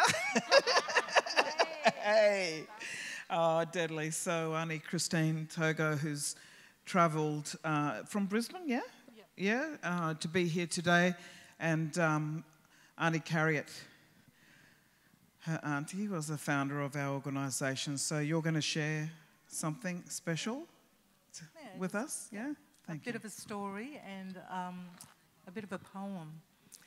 But yeah, so I'm third generation. Oh, sorry, my name's Christina Togo, and I have fans, as you can hear. I'm third generation South Sea Islander, born in Australia. My great-grandparents were stolen and brought to Australia for the sugar industry. Some of our story was actually told at the Maritime Museum today, so I won't get into all of it. But basically today I wanted to tell you that it's hard to believe, but I was raised by a slave. I was raised by my great-grandmother, and my story is that my grandparents had 16 children, and so by the time I was born, there were too many mouths to feed, and so I was handed down to the great-grandmother, who was still alive, and she was in her 70s when she took me on as an infant. So I had the privilege to be raised by somebody who had resilience and was a hard-working person. Yeah, and I learnt so much, like just, she made me who I am, and I just believe that being loved by her helped me be the person I am today. So yeah, so I was raised by a slave, and that's hard to sort of grasp when you think about it in 2022, that a person could be standing here saying that she was raised by a slave. I was born in 1956, and so, you know, I've been around the ridges a few times and seen a lot of changes in this world. But, you know, my story is that what I was taught will stay with me and remain with me forever, because I was raised by somebody who had been through the toughest of times and still didn't complain. So yeah, I could go on and on, but I don't really feel to. I actually, I have 4 daughters, and one of those daughters, my youngest daughter, is an artist, and she's a South Sea Islander. artist, and I've just lived in New Zealand with her for 3 years and helping her with her art. So she's like a political identity artist, and it's very powerful work. Anyway, I think those who don't know, it's Jasmine Togo Brisby, and she does formidable blackbirding artworks.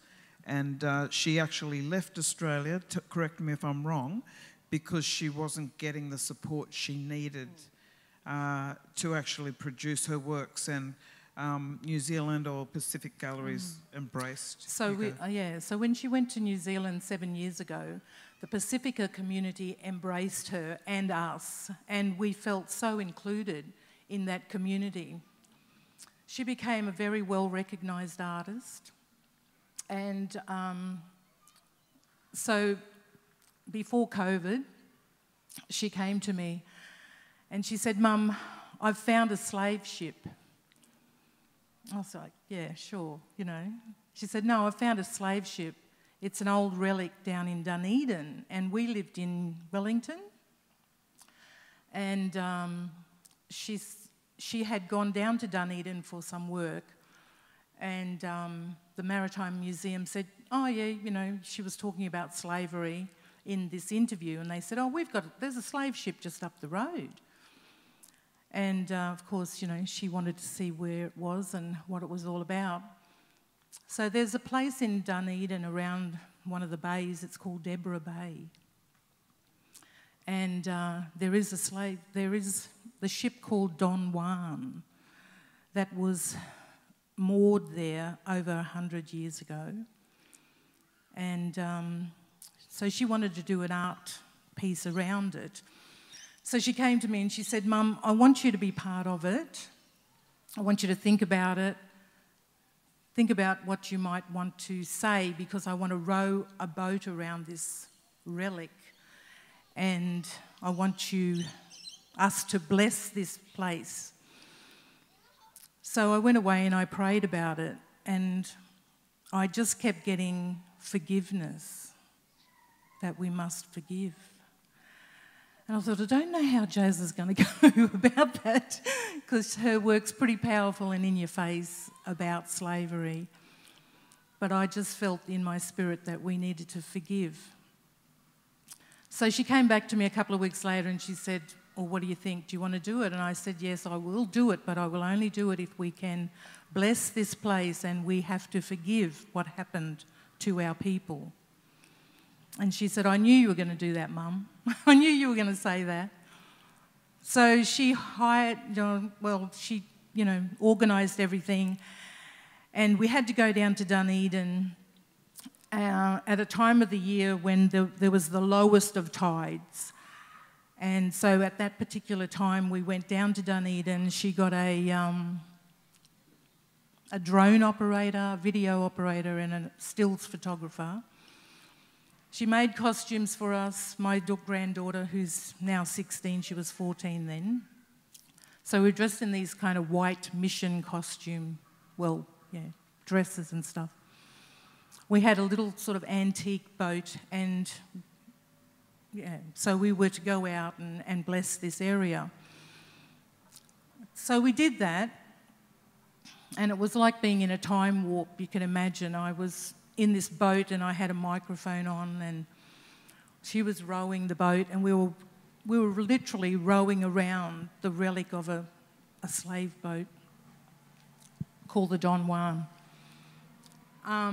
So that now is an art piece, a moving image art piece. It's been to Japan and it's in Mackay, and it's going to be all over the place. But I kind of jumped ahead. What I really wanted to share with you today is a poem that I wrote when I first saw it.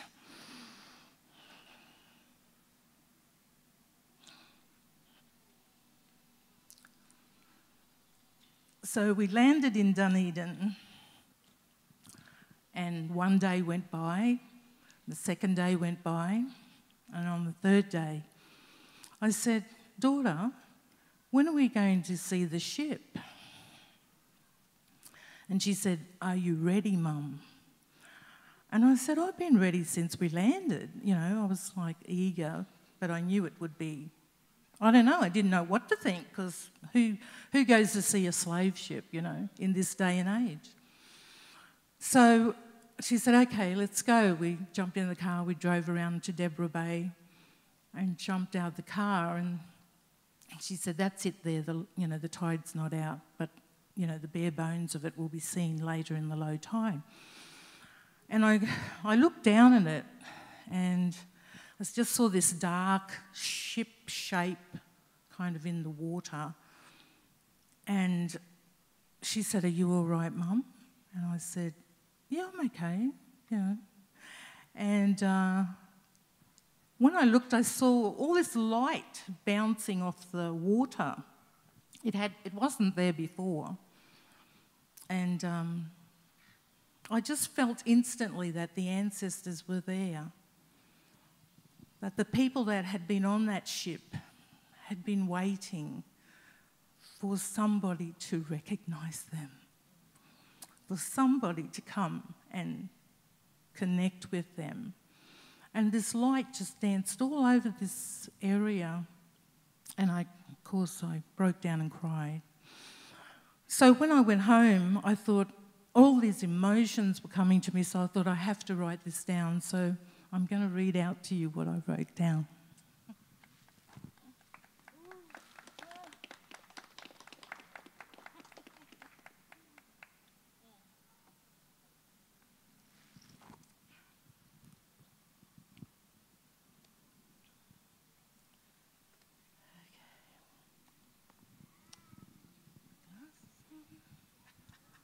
Remember 1956, I need the glasses. Okay, I'm going to stand up. Here, you want to come here? Yeah. Let's put it on. Let's do this.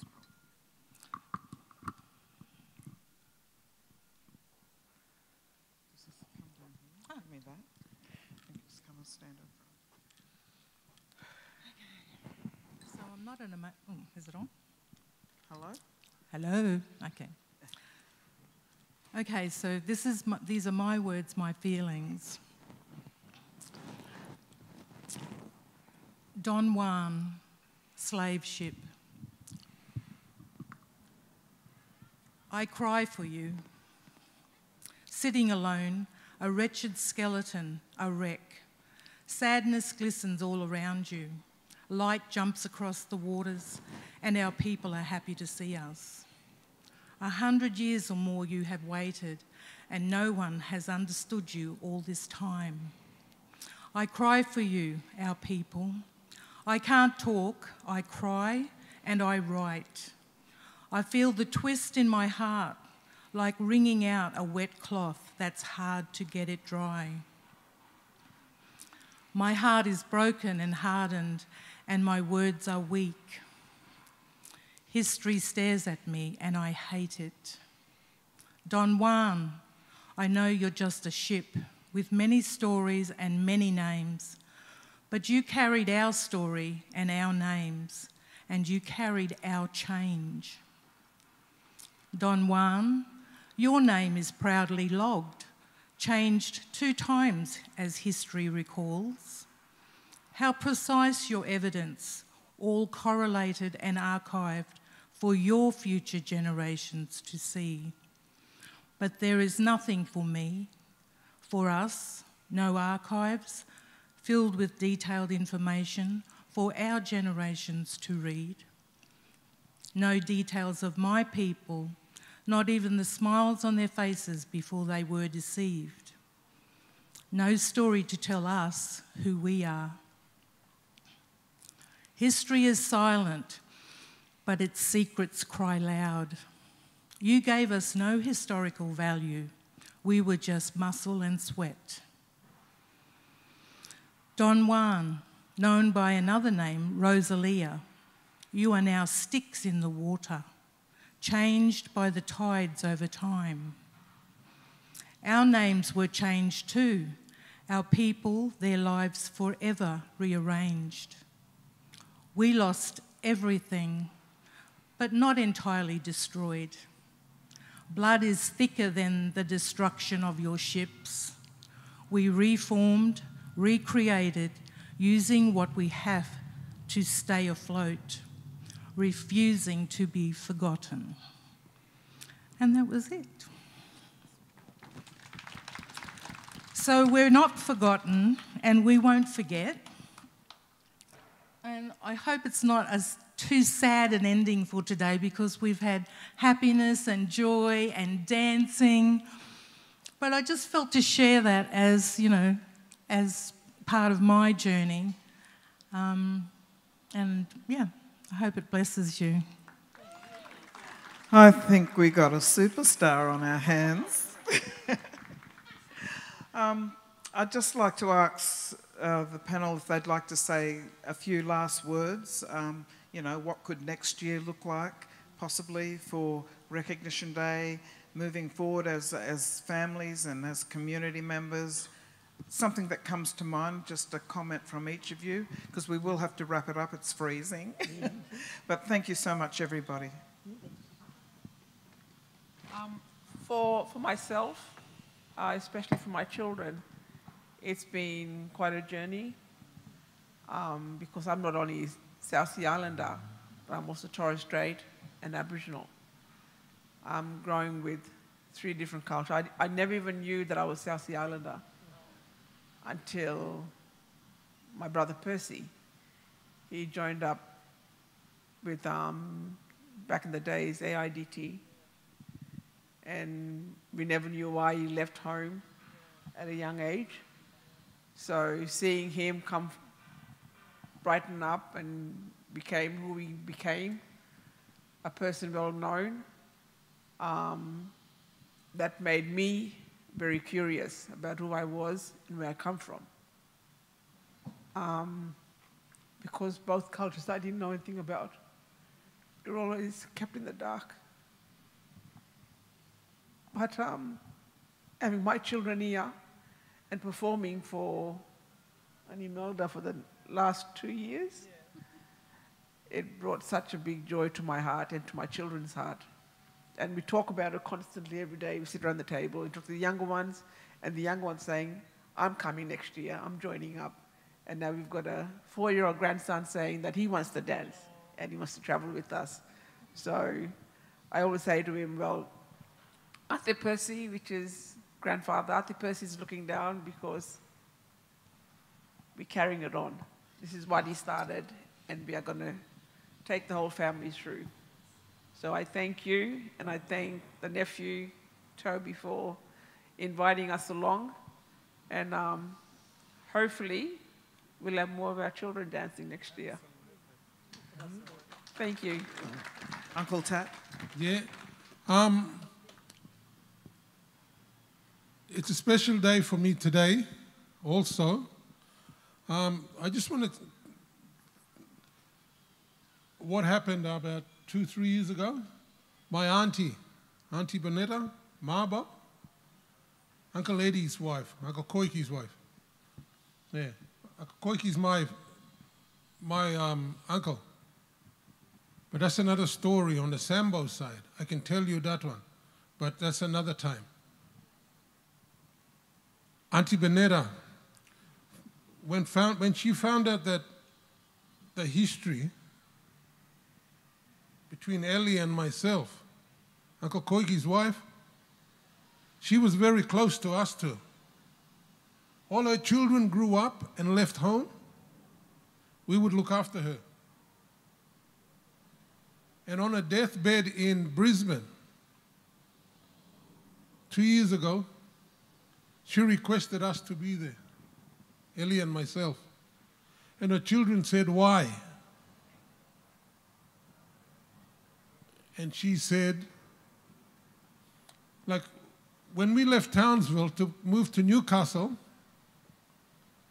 we didn't tell her that we left after looking after her.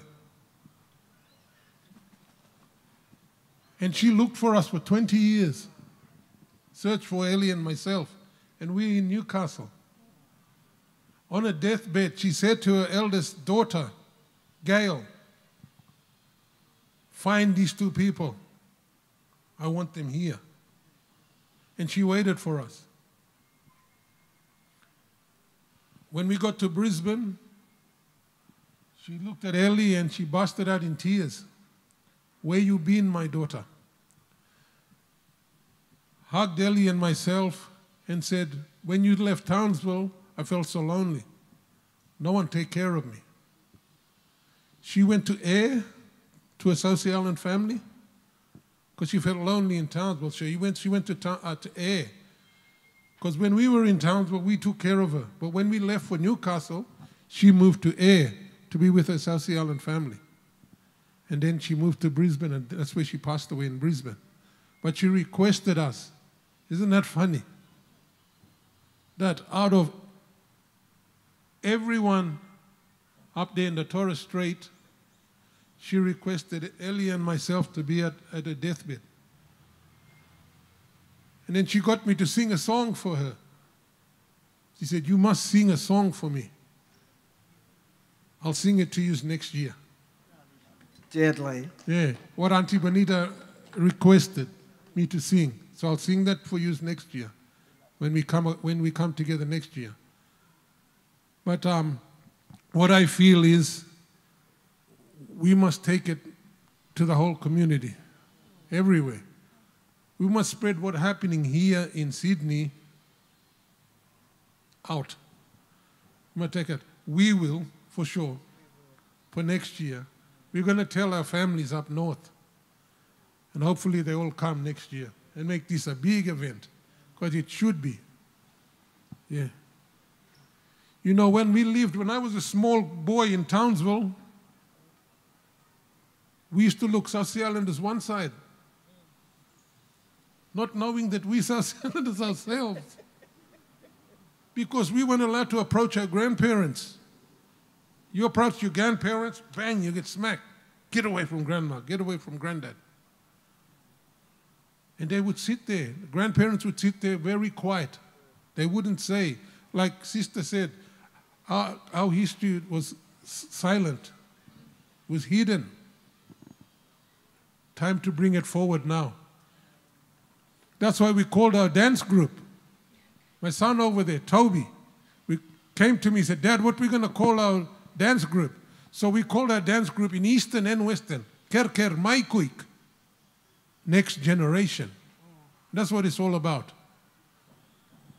Our grandmothers didn't talk to us, but we found out through family, and we want to pass this on, generation, so that it never dies. We've got a beautiful, rich culture, you know.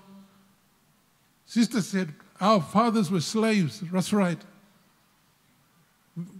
We come from slaves. And I tell you what, them slaves were strong. To come here from their families, to come here and cut cane.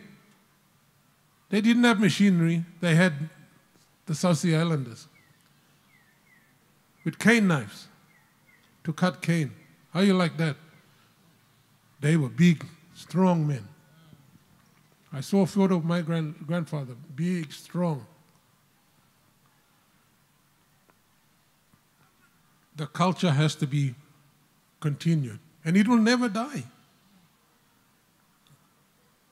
Our next generation over there, I give to tell them the story about Yalla, about Reuben, about Lowata, 3 brothers that came from Tana Island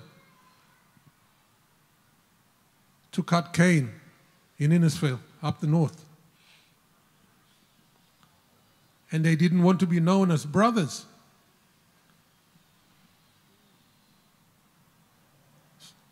So when I meet Yalla and we meet Lowata, our families, I tell you something. My girlfriend before Ellie was Lowata, was Nazareth Lowata. I didn't know she was South Sea Islander. And then I left Nazareth for Ellie. Too much information. I went from Lowata to Yalla. Reuben. Sister said too much information. I tell that information. We family, South Sea Islanders, strong. That's right, my sister. Too much information, but good information. Hey, True that. good information. South Sea Islanders have to come to the fore too. 3, Aboriginal, Torres Strait, South Sea Islander. How do you like that? Hey, make me smile. I don't know how you, but I smile. Yeah. Every time I talk to my grandchildren, Ker Mai Kuik, that's our dance group, next generation. Let's do it for the next generation. Make this bigger next year. Definitely. Thank you, my sister. No, thank you. Tough Tumas. And we'll never forget our Percy and his love for Solomon's. Yes. He was always proud, that screaming voice. Formidable man. He's in our hearts always. Dr. Sonia Pierce, last thoughts, words? Thank you. Thank you so much. My last thoughts were, and I shared this at the museum the other day, to see the stories and hear the stories of the younger people, it always warms me. Being a teacher of now close to 40 years, I've taught some families across 3 generations. I like to see the next 3 generations and how they relate to the stories or how that stories come down through their family. That to me is important, whether they share it in dance or in song. You know, the Tweedhead girls were singing Pearly Shells. I just was thinking of, my grandparents, particularly my mother's people, and singing that song all the time and other little songs they brought with them. Those things are important to remember, whether how they represent themselves, through contemporary, traditional, whatever which way, through story or song. It's important that these stories go on and that we encourage and support our next generation to honour that.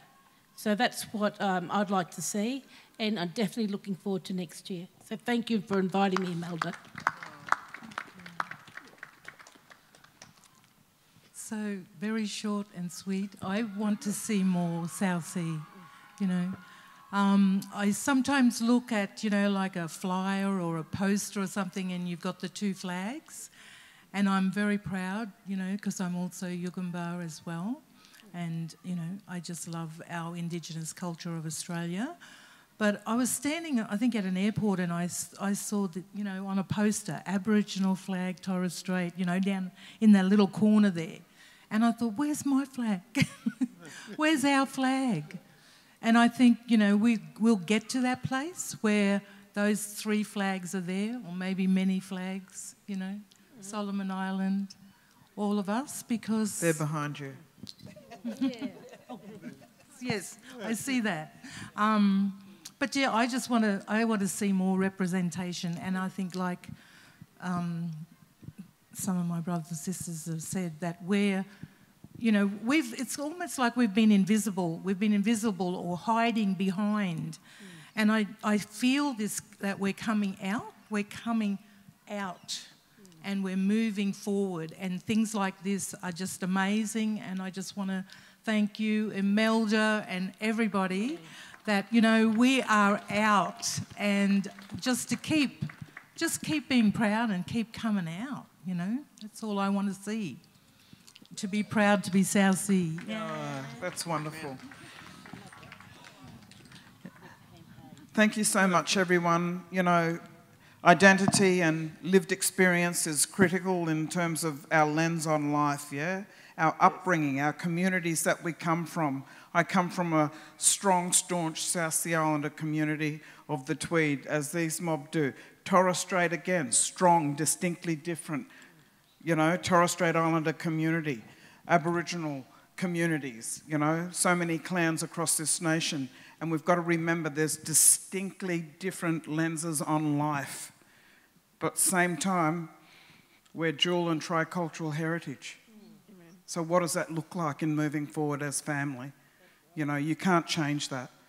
But I just want to thank the Redfern Community Centre, Tim, all the staff, all the artists today, everybody that's gotten behind this, you know, our Redfern communities. You know, this is the hub of civil rights, right here, you know, and it's great that we can come back and end in Redfern, you know, South Sea Island, Australian South Sea Islander recognition, because this is where it all began as well, you know, for a political movement across the nation.